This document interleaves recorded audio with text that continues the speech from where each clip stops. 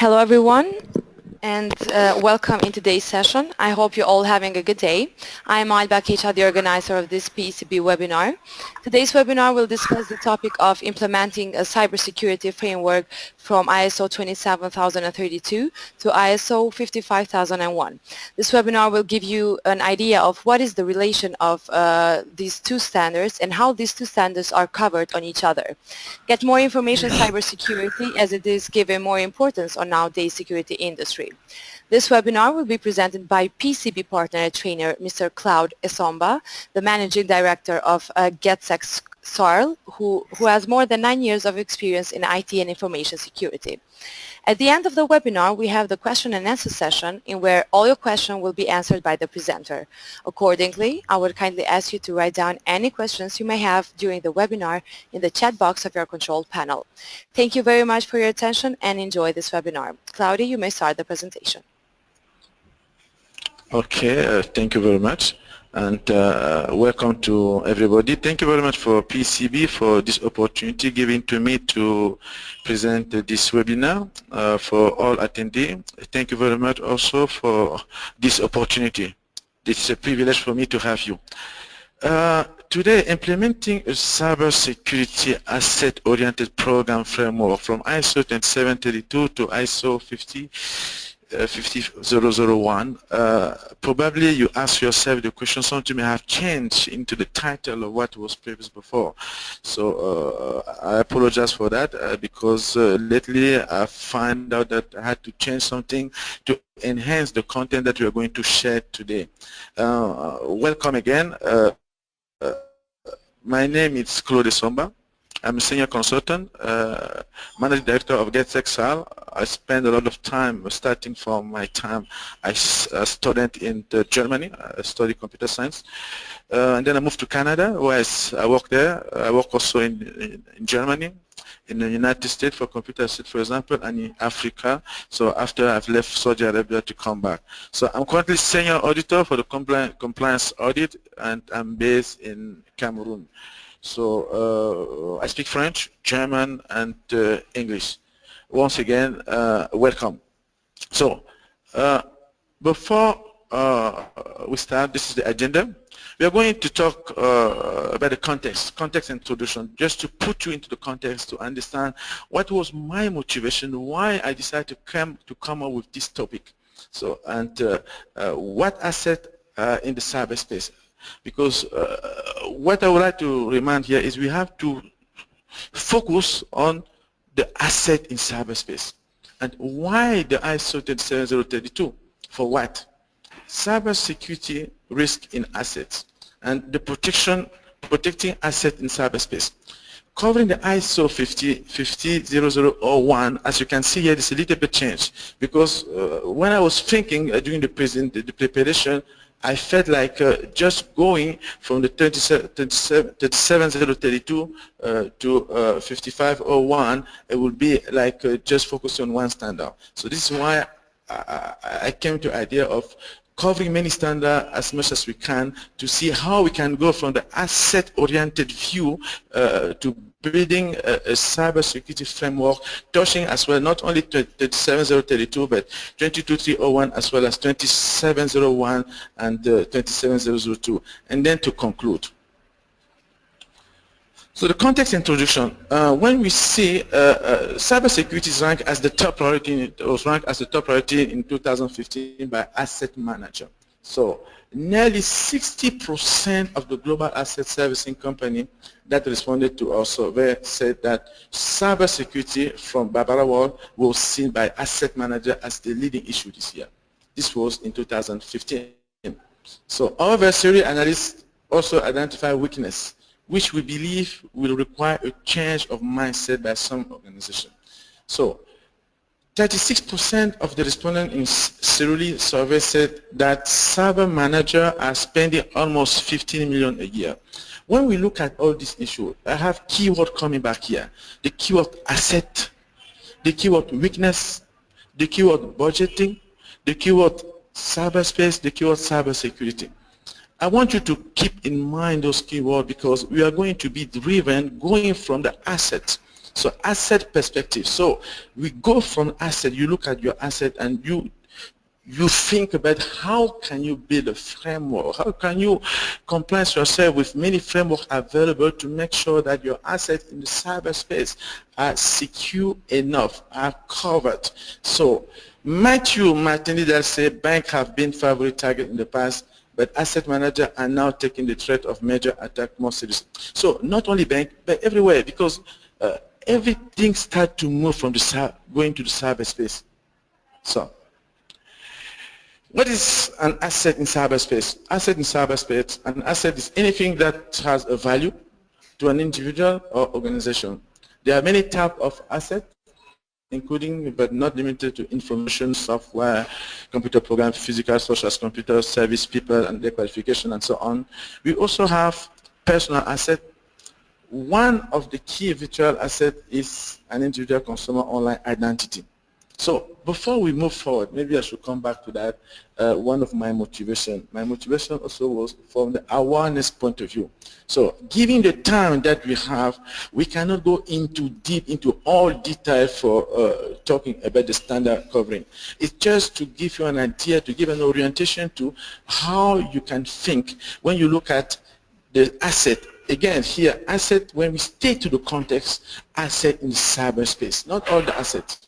So we have the online identity, for example, which is a critical information, especially when it comes to everything done online in terms of business as well, in terms of all company present online, in terms of even information. So when we see social media, so any information that you put there is your identity. It's an asset.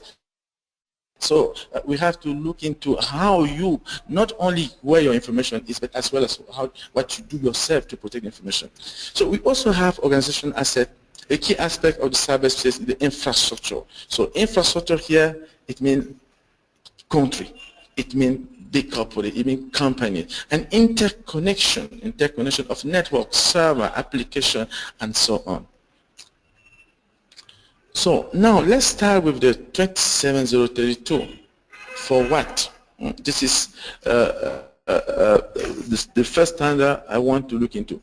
But if I will jump before to talk about the 55001, which is a standard bringing you to look at all the, not only IT asset, but everything. It could be the building, it could be everything. So now when you take the ISO 5501 and then look into that, you as consultant or someone who's looking out of building a framework, you will look at how from asset associated with the cyberspace. You don't take all the assets, but you look at only the one to keep into the context associated with the cyberspace. So the ISO 27032-2012 provides guidance for improving state of cybersecurity. We have many guidance, so I will just give you the list. It covers in particular information security, network security, internet security, and critical information infrastructure protection. So it covers the baseline security policy for stakeholders in cyberspace. This international standard provides an overview of cybersecurity, an explanation of the relation between cybersecurity and other types of security, a definition of stakeholder, and a description of the role in cybersecurity, guidance for addressing common security issues. A framework to enable stakeholders to collaborate and resolve security issues. So this is just a list of a few of the guideline making the base of the ISO 27032. Cybersecurity in asset. So when you look the cybersecurity from the asset point of view, so we have to talk about the threat. So we have threat to personal asset revolve mainly around identity issue posed by the leakage of or theft of personal information. Organization online presence and online business are often targeted by miscreant whose intent is more than plain chief. A threat agent is an individual or a group of who have any role in the execution of the support of the attack. So he will use any vulnerability, any weakness, okay, to okay, to create some kind of damage. A vulnerability is a weakness or a control that can be exploited by the threat. Cybersecurity is in asset. So attacking asset. So all your asset, any asset that you have online in the cyberspace could be a target just to destroy your business or for different reasons. So the attack can come from two different major categories. Attack from inside the private network.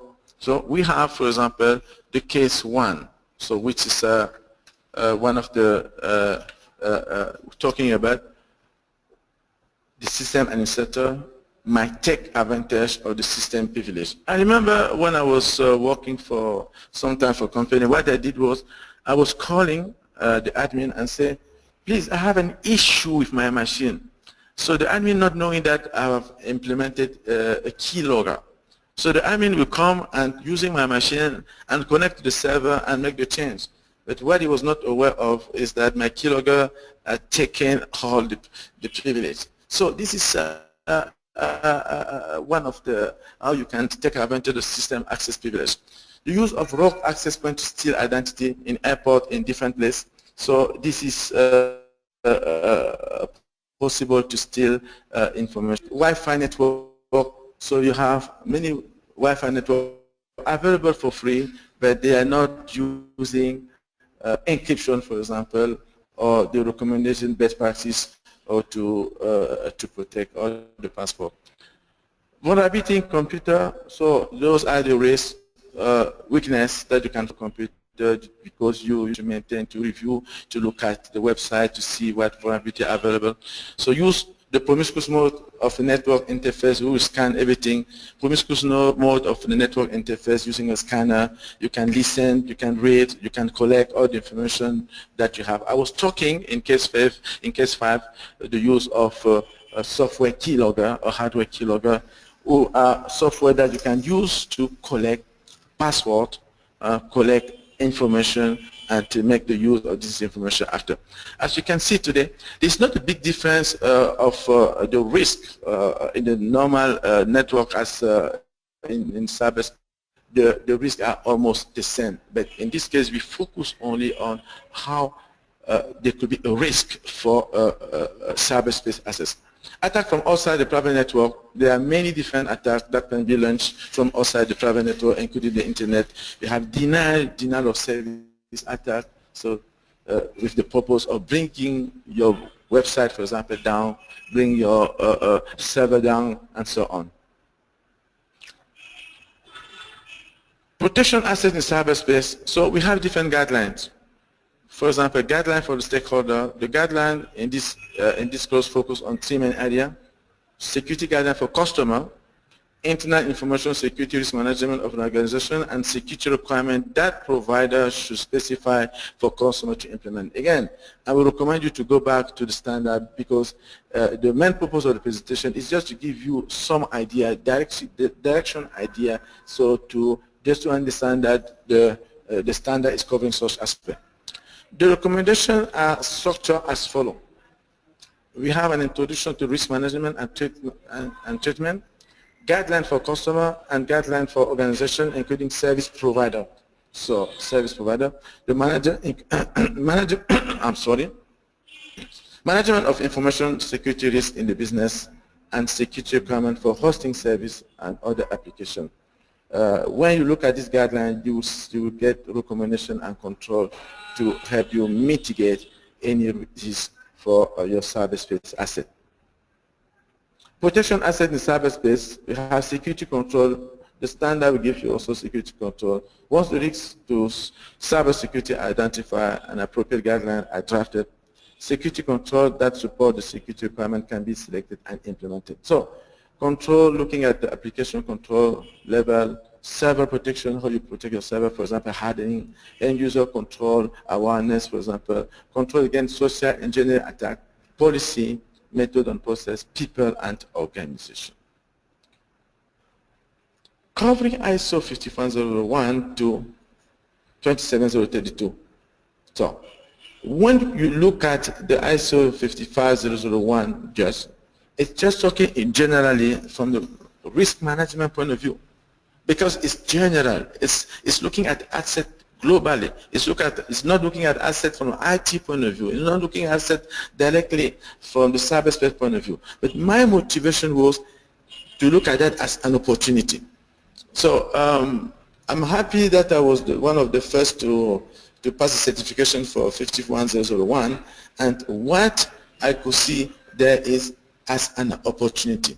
Should you decide to implement ISO 55001, then it's an opportunity to take the cyberspace asset related and say, okay, now I'm covering everything, but how now, taking into consideration just the cyberspace asset or the IT aspect, how can I, from that, by looking at this asset at the asset, look into other standards available to make sure that I'm building slowly my framework for cybersecurity in compliance with those standards. So here, this is what the standard covered from the risk point of view only. Ensuring that the approach used for the managing the risks and, in asset management is aligned with the organization approach for managing risk. So normally any company should have to manage risk associated with the IT or risk associated with your cyberspace. You have, for example, the ISO 27005 that you can look into. Action to address this risk and opportunity, take into account how the risk and opportunity can change with time. So this means what? Identification of risk and opportunity, assessment of risk and opportunities, to make a determination of the significance of asset in achieving asset management objective, implementation of appropriate treatment and monitoring of risk and opportunity. Again, looking at the 55001, we have to keep in mind, in this case, we are using the 55001 implementation, your environment, but to cover, as opportunity, but to cover what is recommended in all other standards, such as the 27032. So, to continue, we have the organization shall ensure that its asset management related risks are considered in the organization. So, all the assets, when you take into asset, and this is why I'm not doing the publicity here, but it's important, and when I look, for example, just in Cameroon, because I'm talking to you as in Cameroon, and I say hi to every Cameroonian, and once you look at from the asset point of view, what I realize is any company, it doesn't matter, they will have asset, but what is missing now is you don't have asset manager. Most of the company, they focus on just, yes, I want to build my framework for cybersecurity. But when in fact this job would have been easy if they had somebody specialized only for managing assets. And my recommendation when after the training I did for the 55001 is really to have somebody who's expert just managing assets, and this somebody expert in managing assets will then be in communication with the one in charge of the cyber security or the one in charge of the IT security, the CISO of the organization, to make sure that they can share the load. And this is already a good start to securing and building a framework for cyber security. So to continue, the organization shall include consideration of the identifier as risk, creating and monitoring risk, the effectiveness of the asset management system as well. The organization shall evaluate and report on effectiveness of the process for managing risk. So, sorry about my English because my main language is French, but I'm trying my best. So, as we can see here, we look here from these two slides from the 55001 and try to find the link to other standards that you may have already used, and make sure that when you come to the section of the IT or cybersecurity related asset, you are already covered. Now, by preparing the presentation, this is why I had to change the title. So I realized that all the standards, you will find asset, because asset is really the key. It's really the key, but now the question is from which perspective you decide to enter into compliance. From which perspective? So if you organize yourself in managing well your asset, you will find yourself having a good strategy as well to to be in compliance and build a good framework for cybersecurity, but as well for securing your cyberspace asset.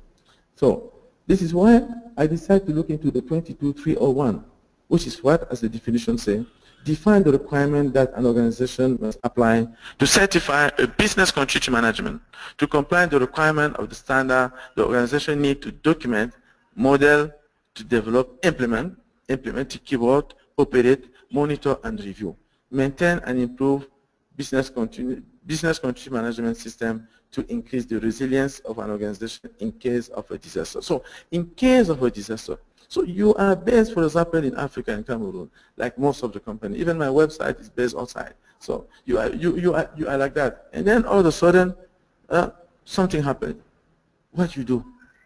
What happened? What are your resilience capacity? What are your resilience strategy? How? So it's very important in cyberspace, especially today when we are talking about the cloud. So your information are somewhere, your set somewhere, or your information are in different places. So what are the resilience? So how far you control your access to all your business process, or how far you control your access to your information when they are not available. So when you look at the ISO 55001 from the asset point of view, you will make a category and say, okay, for this asset, what the ISO 22301 cover? And so on. So this standard involves all elements related to cyberspace of an organization. With the business continuity management system, the need of an organization should be determined before incidents occur. So we are talking about what are the protections you have in place before the incidents. So when you look at your asset, I think this should be one of the sessions that you look into. You should categorize. Look at, okay, now I decide to implement the 55001. I'm going to look at the ISO 22301. I'm going to look at the ISO 27032, for example, or even the ISO 27001 or 2. So ISO 22301 clause 347 defines the resource of an organization. So we have all the asset, people, information, technology, premise, and so on.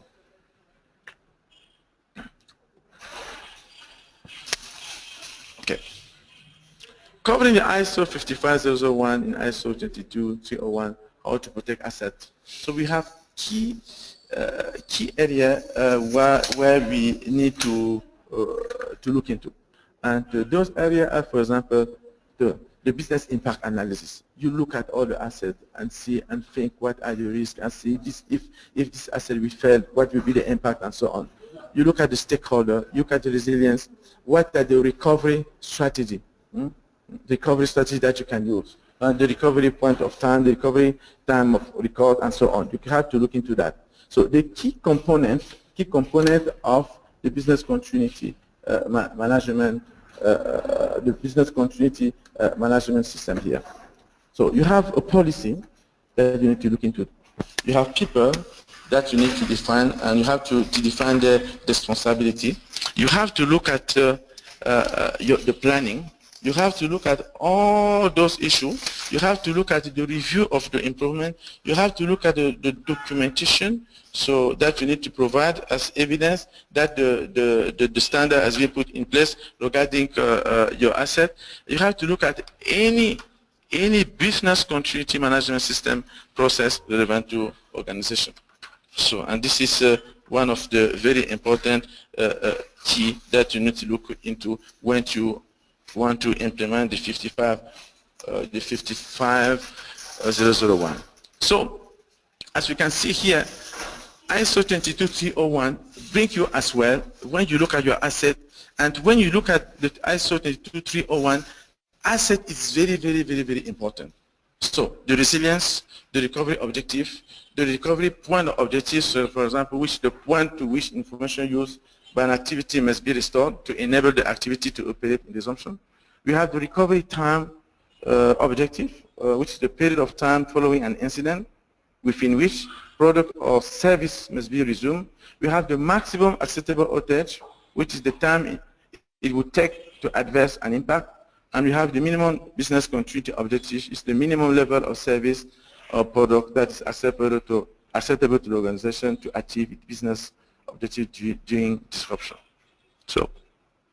So by looking into the different standards, I spent some time also to take some of the key aspects from the ISO 2701, which is when it comes to what you do in practice. Also, is the ISO 27002.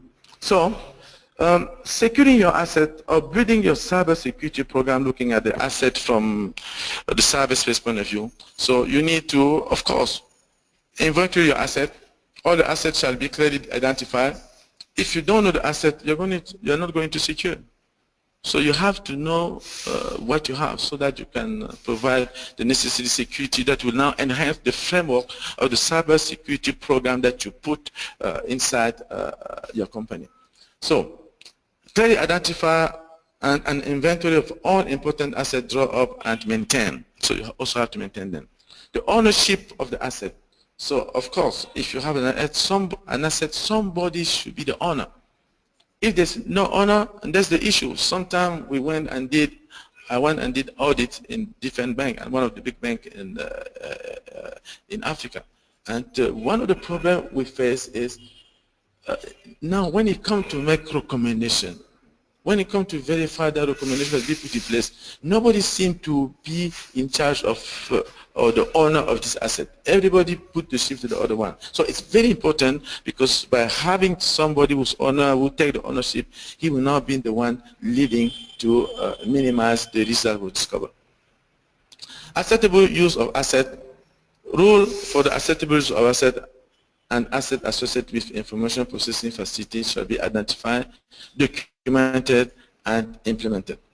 So the return of asset is very important as well. So you might put your server somewhere, I don't know, maybe you're in Cameroon and just take like that, and all your servers are based in Germany.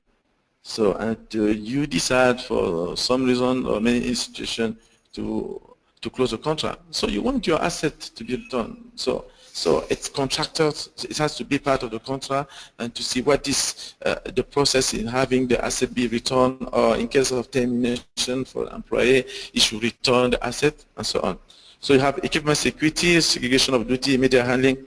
All of this is to be read in the standard ISO 27001. So the objective here is not to go into the detail, but to, as a awareness process, to say, okay, we can go to this standard and look into that. So, in conclusion, cybersecurity implies approaching the management of cyberspace-related asset risk by considering the security from the asset point of view. So, it always from the asset point of view, but this time the driven factor was if you decide to implement your ISO 55001 family standard.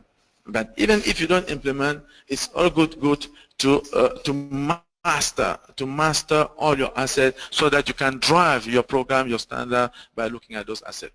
ISO 5500 family will then help us to identify the asset, and using the ISO 37032, for example, guidance and recommendation to implement the cybersecurity framework. You can also look at the 27001, the 22301 ISO as well.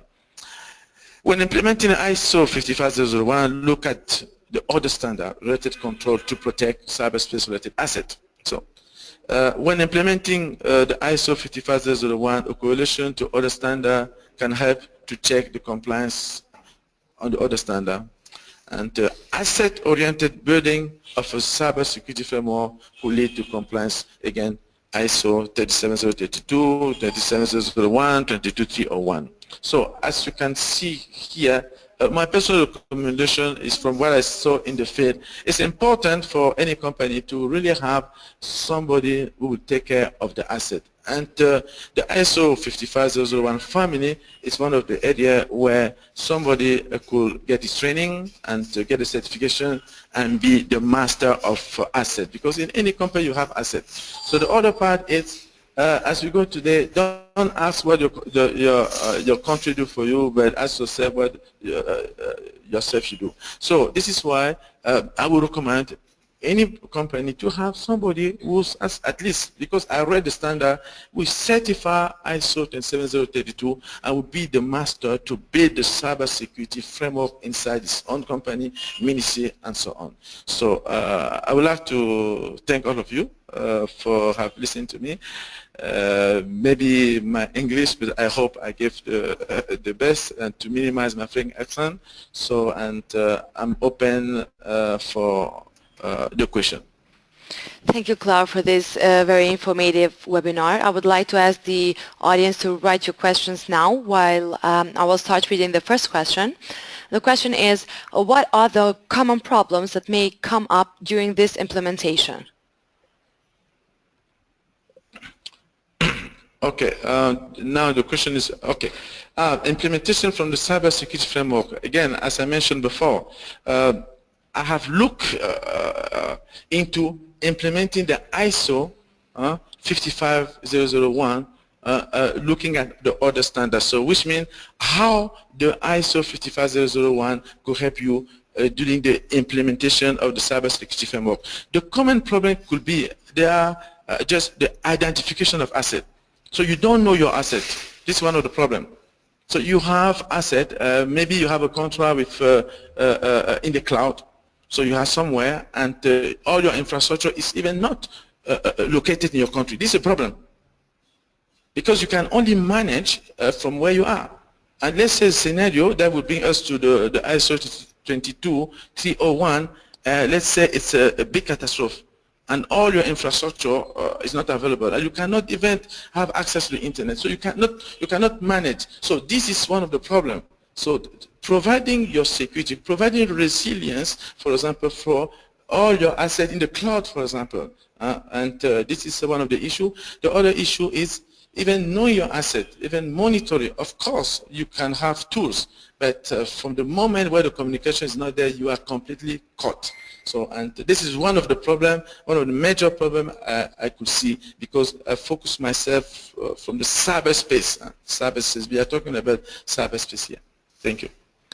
Thank you very much for your answer. I have another question here.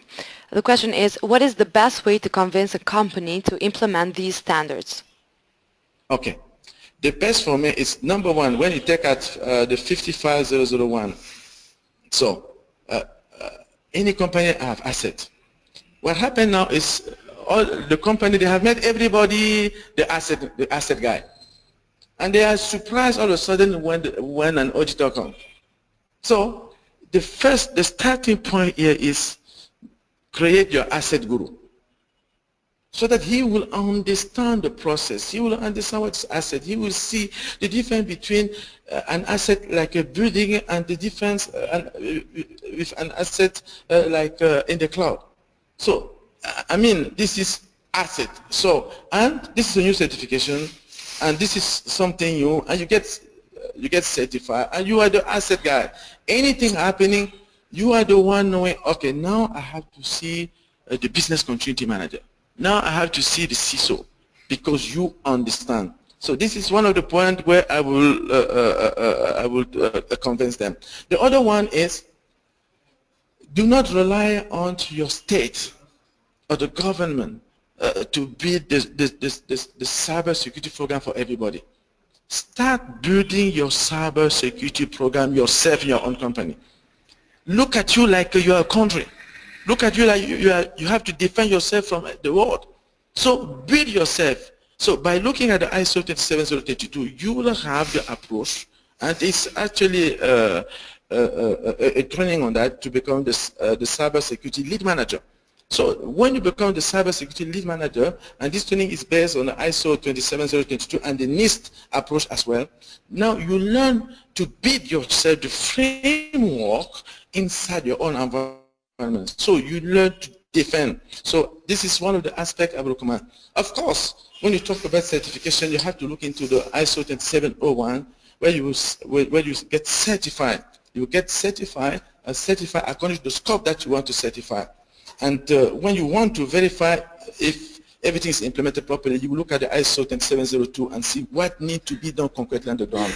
So by doing this way, by looking at the certification, you are now equipped to build slowly your cybersecurity framework inside your own company by looking at being in compliance now with the law in your country and international best practice and regulation.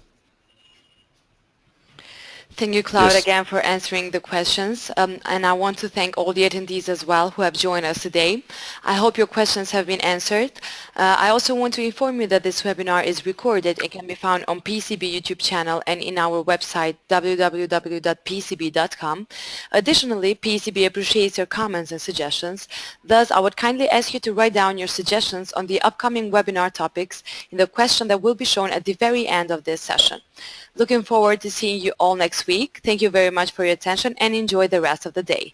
Thank you very much again, Claude. Thank you very much. Thank you very much, everybody.